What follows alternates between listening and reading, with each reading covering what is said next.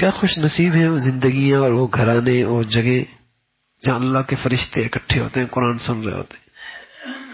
کتنی برکتیں ہوتی ہیں گھروں میں، کتنی برکتیں ہوتی ہیں. ہر آدمی کو رونا ہے، برکت نہیں، نحوست ہے، پتہ نہیں بندش ہے، پتہ نہیں کیا ہو گیا. ہم تو یہ کہا کرتے ہیں کہ کسی کو بندش کرنے کی اب ضرورت ہی نہیں ہے، ہماری بدعمالی ہی کافی ہے بندش کرنے کے لیے، ہونے کے لیے. کسی کو کرنے کی ضرورت نہیں، کسی کو جادو کرنے کی کیا ضرورت ہے، ہم نے خود ہی بہت جادو کر رکھے ہیں.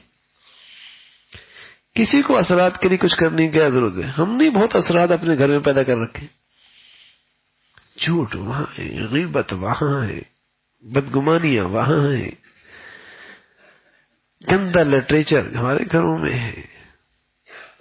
ہر وقت دنیا کے تذکرے، فیشنوں کے تذکرے، ایک وبا ہے، عذاب ہے.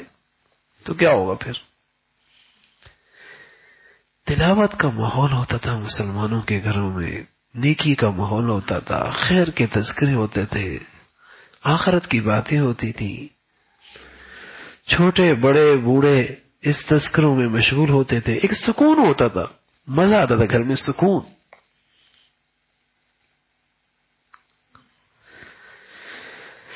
تو تلاوت مسلمانوں کے ہاں معمول تھا. یہ اللہ کی طرف سے بڑی نعمت ہے، اللہ نے ہمیں عطا فرما رکھی ہے.